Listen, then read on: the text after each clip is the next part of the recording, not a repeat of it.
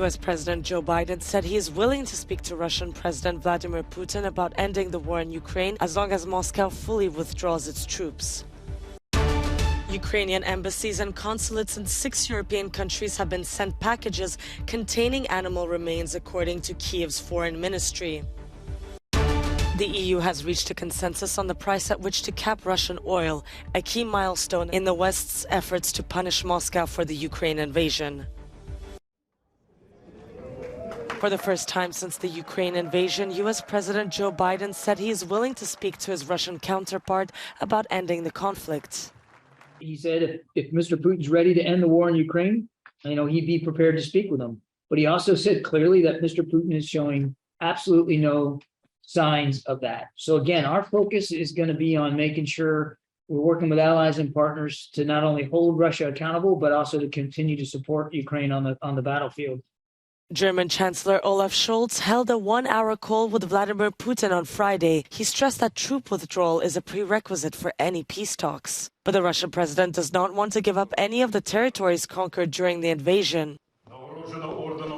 For Kiev, peace talks are possible only if Russia stops attacking Ukrainian territory and withdraws its troops. That includes Crimea, annexed by Russia in 2014.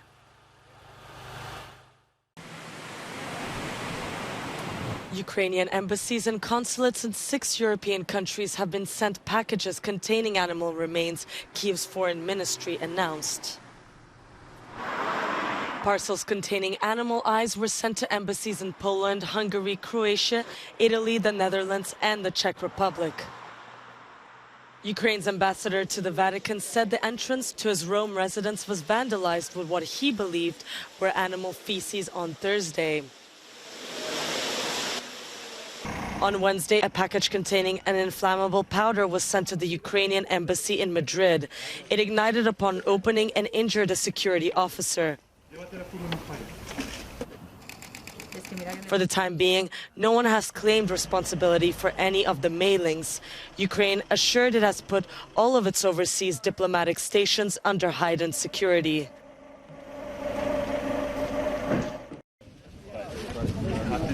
The European Union's foreign policy chief, Josep Borrell, visited the training site of the new military assistance mission of the European Union to support Ukraine.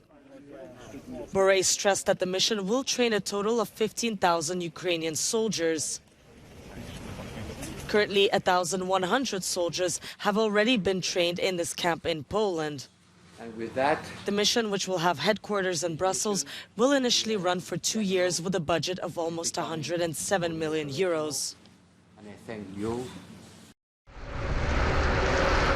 The European Union has reached a consensus on the price at which to cap Russian oil. The bloc's 27 member states agreed on Friday to set the cap at $60 a barrel. Its aim is to stop Moscow profiting from oil exports while avoiding a price spike.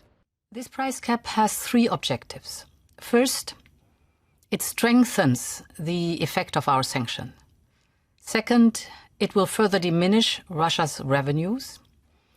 And thirdly, at the same time, it will stabilize global energy markets because it allows some Russian seaborne oil to be traded, brokered, transported by EU operators to third countries, as long as it is sold below the cap.